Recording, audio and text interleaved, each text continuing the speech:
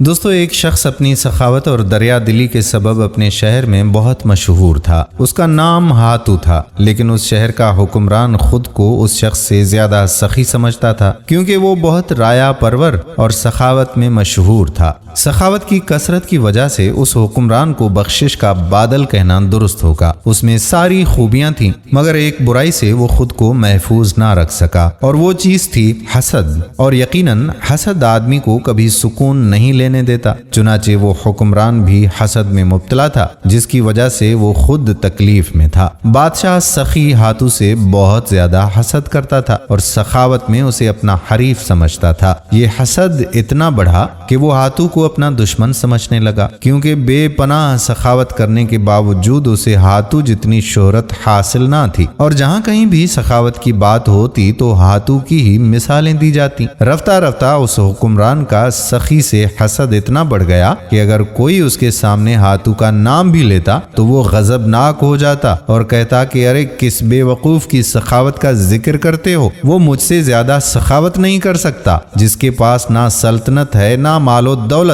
وہ بھلا کیا سخاوت کرے گا؟ بادشاہ نفرت سے کہتا کہ سخاوت خالی جیب سے نہیں ہوا کرتی، بلکہ یہ بادشاہوں کا ہی وصف ہے۔ ایک دفعہ کا ذکر ہے کہ اس بادشاہ نے اپنی سخاوت کا مظاہرہ کرنے کے لیے ایک جشن کا انتظام کیا۔ اس جشن عام میں بادشاہ نے اپنی دریا دلی اور سخاوت سے لوگوں کو حیران کر دیا۔ اس نے ہر خاص و عام، ضرورت مند اور بے ضرورت لوگوں کو طرح طرح سے نوازا اور سب کی جھولیاں بھر دیں۔ اس موقع پر اس نے اپنی سخاوت اور بخشش سے کسی کو بھی محروم نہیں رکھا۔ اگرچہ بادشاہ کی سخاوت محض دکھاوا تھی، بلکہ وہ واقعی نیک دل، سخی اور رایا کا ہمدرد تھا، لیکن لوگ جانتے تھے کہ وہ ہاتو سے حسد کرتا ہے اور اس سے چڑھتا ہے۔ اس لیے کسی نے اس جشن میں ازراہ مذاق میں ہاتو کا ذکر چھیڑ دیا۔ اس پر کئی دوسرے لوگوں نے بھی اس کی تائید میں ہاتو کی سخاوت کی تعریف کرنا شروع کر دی۔ بس پھر کیا تھا؟ بادشاہ سخی کی تعریف برداشت نہ کر سکا اور حسد کی آگ میں جلنے لگا۔ اس نے سمجھ لیا کہ جب تک ہاتو زندہ ہے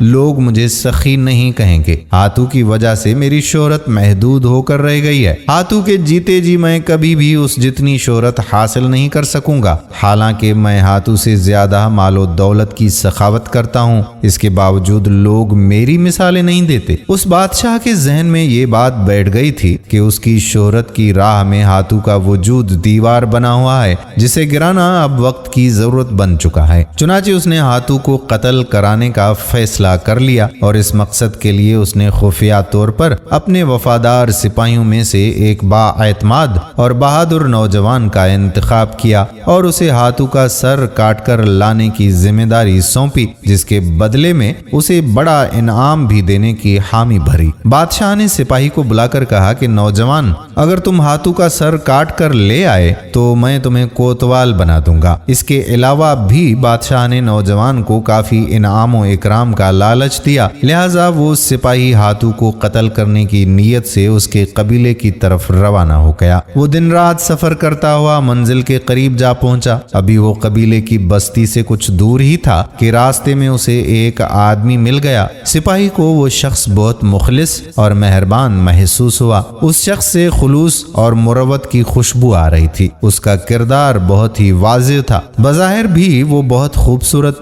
بااخلاق اور ملنسار دکھائی دے رہا تھا۔ آپ کون ہیں اور کہاں جا رہے ہیں؟ اس آدمی نے سپاہی سے شائستہ اور نرم لہجے میں سوال کیا۔ سپاہی نے کہا کہ میں مسافر ہوں، فلاں بستی سے آیا ہوں، رات یہاں پر گزار کر آگے چلا جاؤں گا۔ اس ملنسار آدمی نے سپاہی کو کہا کہ اگر آپ مجھے شرف میزبانی بخشیں تو مجھے بڑی خوشی ہوگی۔ سپاہی نے سوچا کہ اس آدمی کی میزبانی قبول کر لیتا ہوں اور اس آدمی سے ہاتو کے بارے میں بھی معلومات حاصل کر سکتا ہوں۔ چنانچہ وہ اس کے ساتھ چل پڑا۔ سپاہی کی طرح وہ آدمی بھی نوجوان تھا۔ کچھ دور جانے کے بعد میزبان سپاہی کو مہمان بنا کر بستی کے ایک مکان میں داخل ہو گیا۔ گھر آتے ہی اس نے سپاہی کے لیے اچھے مزیدار کھانے بنوائے، اس کی خاطر مدارت میں کوئی کسر نہ چھوڑی۔ سپاہی اس کی خوش خلقی اور خدمت گزاری سے بہت متاثر ہوا۔ اس نوجوان نے رات بھر سپاہی کی بڑی خاطر مدارت کی۔ پھر اس نوجوان نے سپاہی سے معذرت کرتے ہوئے کہا کہ اے مہربان، گھر میں جو کچھ تھا میں نے آپ کی خدمت میں پیش کر دیا، اگر کوئی کمی کوتاہی رہ گئی ہو تو معاف کر دیجیے گا۔ مجھے نہایت افسوس ہے کہ میں آپ کی شایان شان خدمت نہیں کر سکا۔ ایک میزبان کی حیثیت سے میں آپ کی میزبانی کا حق ادا نہیں کر سکا، جس پر میں بے حد شرمندہ ہوں اور آپ سے معافی کا طلبگار ہوں۔ سپاہی اس کی بات سن کر اور متاثر ہو گیا۔ اس کی خوش اخلاقی اور خاطر تواضع سپاہی کے دل میں گھر کر چکی تھی۔ پھر باتیں کرتے کرتے دونوں سو گئے۔ صبح سپاہی اٹھا تو اسے پرتکلف ناشتہ پیش کیا گیا۔ کھانے وغیرہ سے فارغ ہو کر سپاہی نے روانگی کی اجازت چاہی تو نوجوان میزبان بولا کہ اتنی جلدی کی کیا ضرورت ہے جناب، چند دن اور میرے قریب خانے میں قیام کریں، پھر آرام سے اپنی منزل کی طرف چلے جائیے گا۔ اس کی بات سن کر سپاہی نے کہا کہ میں تمہارے پاس زیادہ دیر ٹھہر نہیں سکتا، ایک بہت ہی ضروری کام سے جا رہا ہوں جسے جلد از جلد نمٹانا بہت ضروری ہے۔ نوجوان نے سپاہی سے پوچھا کہ کیا آپ مجھے اس کام کے بارے میں بتا سکتے ہیں؟ سپاہی بولا کہ نہیں، یہ ایک راز کی بات ہے، اگر کھل گیا تو شاید میں اپنے مقصد میں کامیاب نہ ہو سکوں۔ نوجوان نے مسکراتے ہوئے کہا جناب، اگر آپ مجھے اس راز کے بارے میں بتا دیں تو ہو سکتا ہے کہ میں اس میں بھی آپ کی کچھ مدد کر سکوں۔ آپ بے فکر ہو کر بتائیں، میں عہد کرتا ہوں کہ اس راز کو اپنے سینے میں دفن رکھوں گا۔ نوجوان کے حسن اخلاق کو دیکھ کر سپاہی پہلے ہی اس کا گرویدہ ہو چکا تھا۔ اس نے سوچا کہ بتانے میں کوئی حرج نہیں ہے، چنانچہ وہ نوجوان میزبان سے کہنے لگا کہ اچھا، میں تجھ جیسے نوجوان اور بہادر آدمی پر بھروسہ کرتے ہوئے بتا رہا ہوں، اس لیے یہ راز دل میں رکھنا۔ پھر وہ بولا کہ تم حاتم کو تو ضرور جانتے ہوگے، جو بڑا سخی ہے اور اپنی سخاوت کے سبب مشہور و معروف بھی ہے۔ میں بادشاہ کا وفادار سپاہی ہوں، اس کی وجہ مجھے معلوم نہیں، لیکن اتنا جانتا ہوں کہ بادشاہ ہاتھو کو اپنا حریف سمجھتا ہے اور اس نے مجھے ہاتھو کا سر کاٹ کر لانے کا حکم دیا ہے۔ امید ہے تم یہ راز کسی کو نہیں بتاؤ گے اور مجھے ہاتھو کے گھر تک پہنچا دو گے۔ سپاہی کی بات سن کر نوجوان ہنس پڑا۔ سپاہی نے حیران ہو کر پوچھا تم شاید میری بات کو مذاق سمجھ رہے ہو؟ اس پر ہاتھو بولا نہیں جناب، مجھے یقین ہے کہ آپ اس معاملے میں سنجیدہ ہیں۔ پھر اس نے اپنی تلوار نیام سے نکالی اور بڑے احترام سے سپاہی کو پیش کر دی۔ سپاہی حیرت سے نوجوان کو گھورتے ہوئے کہنے لگا کہ اس بات کا کیا مطلب ہے؟ تم مجھے اپنی تلوار کیوں دے رہے ہو؟ نوجوان نے مسکراتے ہوئے کہا کہ جناب، تلوار ہی نہیں، اپنا سر بھی آپ کو دے رہا ہوں۔ میرا سر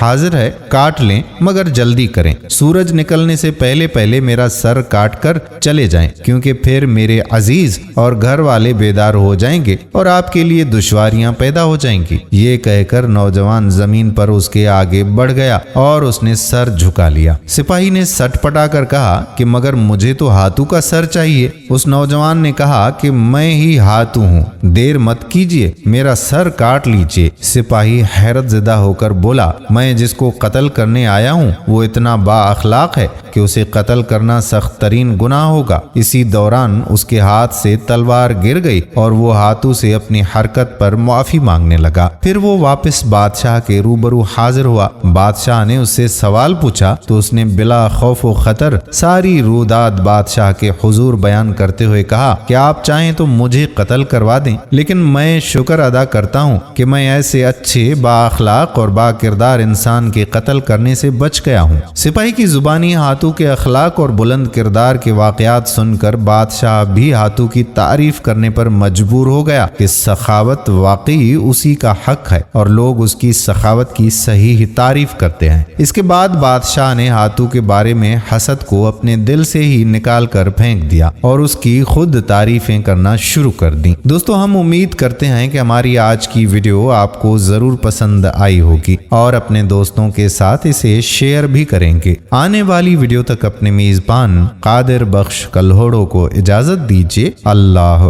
حافظ۔